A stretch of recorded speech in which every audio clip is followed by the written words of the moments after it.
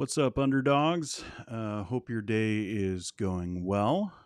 Probably most of you will be watching this not via live stream, so I'll get to the point. I have some thoughts about the Robert Morris story. I didn't think I would be making a video about it because it's not my world, and a lot of you guys know I tend not to talk about, people who are outside my experience, outside my knowledge. But then something happened. Then something happened that I feel like I do want to talk about, and that's the fact that Robert Morris resigned from Gateway Church. Now, if you're unfamiliar with what's been going on with Robert Morris, he was accused by a now grown woman of touching inappropriately, abuse, all the typical things, that you hear about these unbelievably awful stories. And he admitted fault. He already has admitted fault. He's a megachurch pastor. Thousands of people go to his church. I think there's 9 campuses in the Dallas area. And he has a huge ministry online as well. I've heard people talk about how, it's like 100,000 people. I don't know if it's really that big. That's taking online numbers. And, if you want to do that, like, we have online numbers too. Like, doesn't mean we're a megachurch. Um, but that's all beside the point. He's really influential, and I'll get into some of his influence later. But let's talk a little bit about this story. If you're unfamiliar, we'll deal with that, and then I really want to talk about what's been going on with the resignation. So this is coming to us from Julie Roy's, as usual. Although I do want to give Dee Parsons, the church lady, over on Twitter, Wartburg Watch, I think is the handle. They came out with a story from this woman. They put it out there first, and then all these other people got a hold of it. And here Julie is, someone that you guys know and that we could all kind of just look at here. All right. So just days after allegations surfaced that I'm going to drop off certain things, for YouTube's sake. I don't want to get censored. I want to get the message out there, that a 12-year-old girl in the 1980s, Pastor Robert Morris has resigned from his Dallas megachurch, Gateway Church. In a statement released to media today, Gateway claimed it did not know the age of Morris's victim and the length of her abuse. But in a statement just released to the Royce Report, and the victim, Cindy Clemshire, said she confronted Morris about the abuse in an email sent in 2005. Clemshire added that former Gateway elder Tom Lane responded to Clemishire's email, acknowledging that the essay began on December 25th, 1982, when I was just 12 years old. There are people who are in prison, and rightfully so, for the exact same thing that Cindy is saying happened to her. And already we have Robert Morris, who's come out and sent an email to his staff saying that he had a moral failure with a young woman, and it involved kissing and what he called petting. What he didn't say in that was that it was a 12-year-old girl. That is not kissing. That is not petting, which, as like just any Christian, would be disqualifying as a pastor anyways. Add on to the fact that he was married, and doing that with anyone would be certainly disqualifying. But also the fact that it's a crime and that he left it out of there. And Cindy is saying that she sent emails, saying like she wants basically like, from what I gather, she wants restitution for counseling, like to pay for all the counseling she's had to have because of what Robert Morris. I have to be careful about how I say things because everyone wants to sue everyone these days, but just know that I believe it and saying that Cindy is accusing him of doing these things. Um, this this is awful, and it keeps on happening. I saw Wendy is here and says, "Will this ever end?" It doesn't seem like it will, Wendy, because it just keeps on happening. But this is the thing that really gets me. Like, obviously, all of this is super awful, but this is the thing that made it to where I'm like, I want to talk about this. Why was he allowed to resign? That's what I want to know. For someone who has an online ministry that goes to thousands and thousands and thousands of people, I feel like anyone can look at this. If you want to have the influence into literally any Christian's life, I think you open yourself up to also the accountability of those Christians. And so I think that Gateway Church owes some answers for allowing him to resign, because he should be fired, right? Like this is always how it goes, of people saving face, and I'm getting just so sick of it. Every story that we get, it's not a church hears about it, and I'm sure that those stories are out there, but they don't get reported as much. But like, they hear it, immediately fire the pastor. It's always, we're going to put him on a sabbatical. We're going to do an investigation about this thing. Fire him right off the bat. Like, you don't have to think too hard about it. Like, if someone's being accused of these kinds of things and then sends an email and says, "Yeah, I kind of did that with a young lady," that isn't just like, "Oh, this is problematic and this is bad for our image for this church. Oh no, maybe the structure of this church will fall apart." Those are questions to have later on.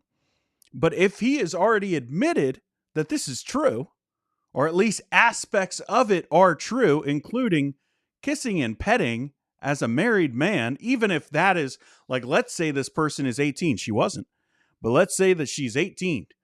Like, if that's happening, immediately fired if you're admitting to that. Like, the fact that you would go up, and he's had like all these clips go around of him talking super weird.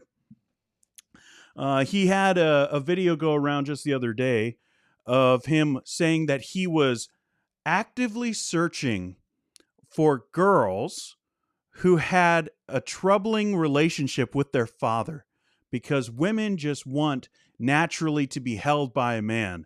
And if that's not going to happen with their father, that he was actively searching for women like that. That's not normal talk from a pastor on a stage. Like, that's not normal talk for anybody. Like, if you're thinking that way, there's something wrong with you, right? Like, this guy is unqualified, has been unqualified, has been promoting other people who are unqualified. So as soon as he admits wrong, churches fire these guys. Like, it's not like Robert Morris is the only person who can open up a Bible and talk. I don't understand this. This is always going to be one of my biggest frustrations with these stories. Why do they protect these dudes? It's not like they have some crazy talent. Like, I've listened to some of these guys.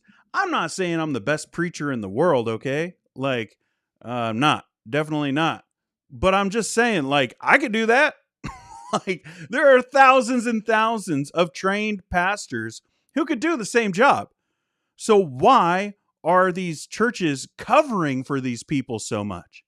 All right, Robert Morris, this came out, like, Cindy talked to her dad about it, and her dad went to the church upset, obviously, that this happened, and they went through a 2-year little recovery path. So he was outside of ministry. He left ministry as if that was like some, sacrificial thing. No, you should be fired. You should have been fired back then. And then you should have never gotten back into ministry. But they put him back because they're covering for him, because they think he has some insane talent that no one else could possibly have.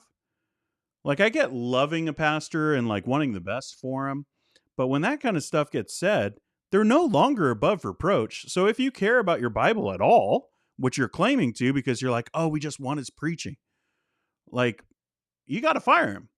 And then for this stuff to come out and for him to admit it. It's one thing to say, this never happened, or this isn't being framed the way that it actually happened. It was actually years later or something like that. Like, that's one thing. You can, have an investigation, say that you're doing like a third party investigation or something, something very credible, but that we all know a lot of these churches just aren't going to do that anyways. But like immediately you go like, you're done. But here, he was allowed to resign. And it's like, this is not just Gateway. This is constantly happening with a lot of these churches where they let someone be in power and they hear something awful about it. And then once the truth actually comes out and they see just how bad it is, they still allow these men like this, I don't know, respect. I don't like, we kind of just like soften the blow a little bit and allow them to resign. I'm sure that there are a whole bunch of people at Gateway that are ticked, right? Because you even in a place where you have a leader that gets to have all kinds of authority that a pastor should never have. But even when you have that and you have a dynamic leader that's just like, I don't even know if this guy's dynamic. I don't want to use that word for him. I find him super boring, but whatever. Like you have people there, they still have brains. Like you're still somewhat smart, right? Like even if you're fooled or duped by somebody, like, so I bet at Gateway, there's tons of people who are mad, but to allow this is one of those things that they just allow leaders to have, especially, and Pentecostals, don't get too mad at me about this, but you guys have a real problem when it comes to this whole touch not God's anointed stuff.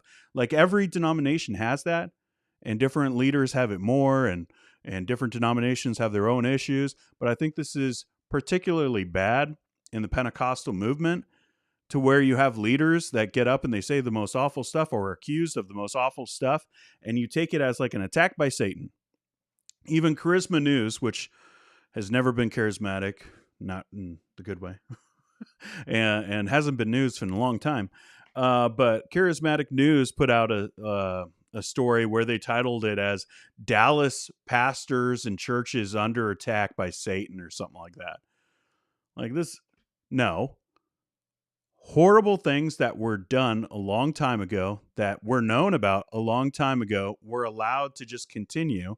Nobody cared. And now you get ramifications of it. So Robert Morris should have been fired. And I think it's pretty clear, like, as it's one of those things, hindsight's 2020, right? Like you can see a story and then you start looking at the past and you're like, oh, I could see how it got there. Well, let's look. This is the kind of stuff that Robert Morris has been doing, where he has been helping people that were not qualified either.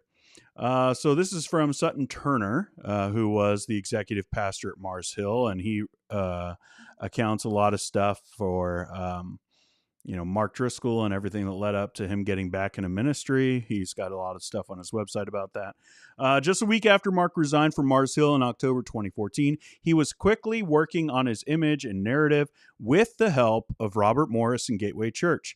Here's a part of the transcript from Robert Morris talking about Mark Driscoll at the Gateway Conference in October 2014.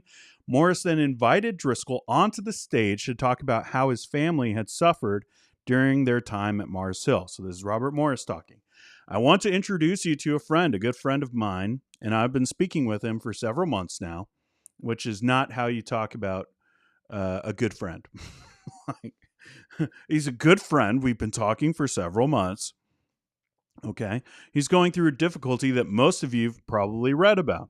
I know, behind the scenes story, and I want to say a couple of things. First of all, I want you to know that everything you read on the internet is not true. Like, again, hindsight is 2020, right? Like, you could look at this and you can go, of course he was hiding something.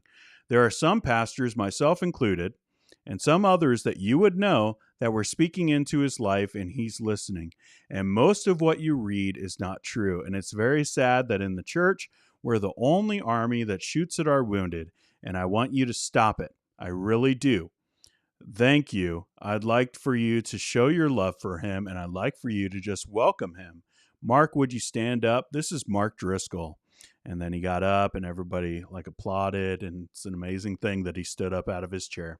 Also, it should be noted that during the same conversation on the stage, Robert Morris states, and we were talking the night before he resigned and talking about that and talking through the situation.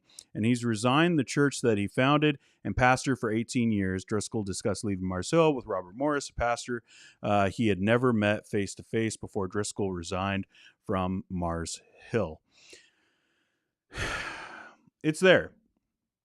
Guys, when you see troubling things from pastors, like really bad decisions of backing certain people or overlooking certain things, just don't be naive. Like a lot of times people who do that kind of stuff, who like it's not all the time. I want to be clear. All right, there are sometimes like you don't know, you make a bad judgment call, you're blinded by your love for a person. But then other times it's really clear that somebody is doing something to kind of set the stage for their own story. Or maybe even it's not that aggressive. Maybe they're just trying to be like, hey, if this, I have my own stuff in my past that I don't want people to know about. So let's be a little bit nicer. Let's be a little bit nicer to him. He messed up and he said he's sorry, but not all of it's true, okay? And I'm sure that not all of it is true because a lot of it is subjective. But it's become pretty clear over the years that Mark Driscoll was not qualified to be a pastor, was abusive to his entire congregation. And here we have a pastor who's standing up for him back in 2014. And then you go a decade later, and of course that guy has all kinds of skeletons in his closet. It just keeps on happening. So what can we do? What can we do? Well, as church members or just as people who go to church, as people who care about Jesus, when this happens and stuff gets known to you, do the right thing and fire the pastor. Like, don't wait for him to resign. Don't give him like this subtle out that he can go and kind of like save face to the congregation and be like, well, I feel like the Lord's just really calling me to sell used cars, Like, I feel like that's the season that I'm in. No, ask some harder questions and be like, all right, why did he leave? Like, because it seemed like everything was on track for him to be the guy, for him to lead this church. The church was growing. Ask those hard questions as someone who just cares about Jesus and cares about, just other congregants, other people in your life. You care about that church. Talk to those people, and it's just not in a gossiping way, but talk to them and ask hard questions and be like, all right, is there something else going on here? Because you have leaders like this who just get a hold of people and manipulate them into thinking like, we just need to do the right thing for the sake of the church.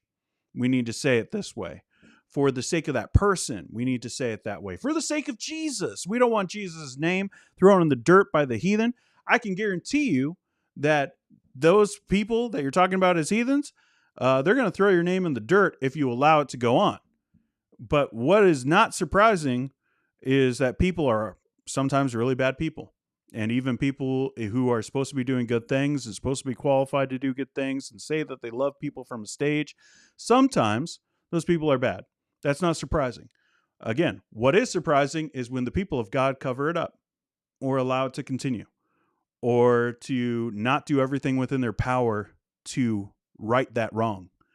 And it's become very clear at Gateway Church that hasn't been a priority. And now it is.